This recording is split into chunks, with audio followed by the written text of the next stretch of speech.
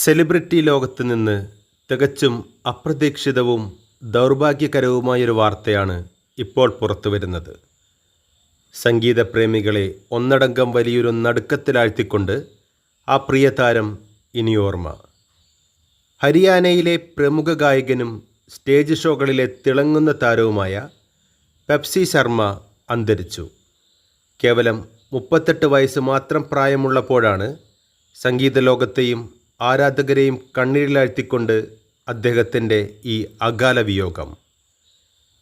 പെട്ടെന്നുണ്ടായ നെഞ്ചുവേദനയെ തുടർന്നാണ് അദ്ദേഹത്തെ ആശുപത്രിയിൽ പ്രവേശിപ്പിച്ചത്. വിദഗ്ധ ചികിത്സ നൽകിയെങ്കിലും നിർഭാഗ്യവശാൽ ജീവൻ രക്ഷിക്കാനായില്ല.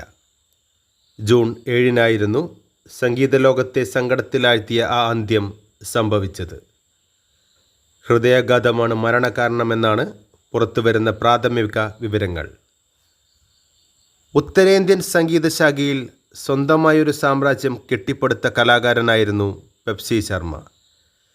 തേരാ മുഗ്ധേ, പത്ല ദുപ്പട്ട തുടങ്ങിയ തരംഗം സൃഷ്ടിച്ച ഹിറ്റ് ഗാനങ്ങളിലൂടെയാണ് അദ്ദേഹം ജനമനസ്സുകളിലേക്ക് ഇടം നേടിയത്.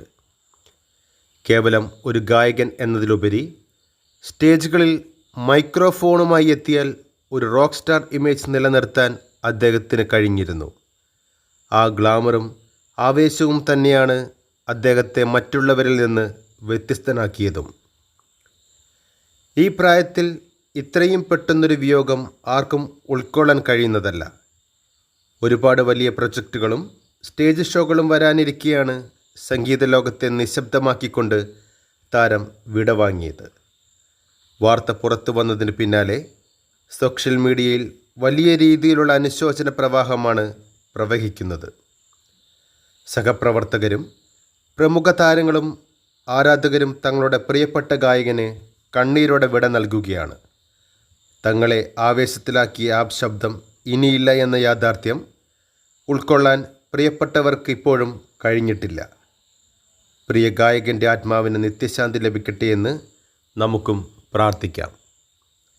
കൂടുതൽ വാർത്തകൾക്കും വിശേഷങ്ങൾക്കുമായി ചാനൽ സബ്സ്ക്രൈബ് ചെയ്യുക, കൂടാതെ ബെല്ലൈക്കൺ അമർത്തുക.